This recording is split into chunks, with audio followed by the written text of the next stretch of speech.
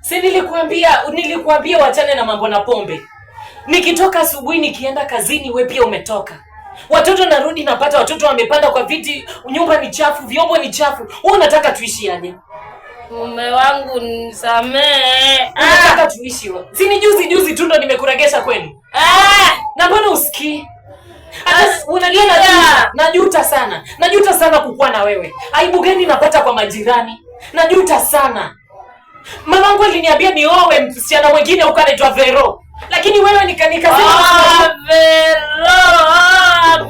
nikasema hata nikuchukue kwa sababu wewe ndo mama watoto wangu. Lakini usikii. Vero alena mume wangu. Samahani, nimefanya makosa. Unafaa ujue vile tutaishi hapa. Unafaa kunisikiza. Nikikwambia acha pombe acha. Unafaa kujua uko na watoto, wewe ni mama wa watoto.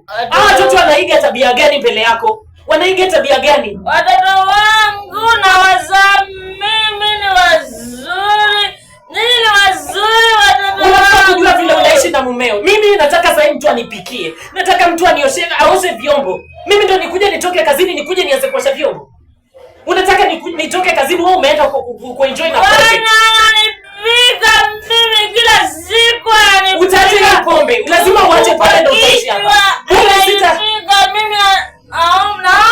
Sitafikiria mara mbili kukuregesha kwenu na utarudi hapa. Nitaoa mwingine. Siniambie. Mimi nasema nitaoa mwingine.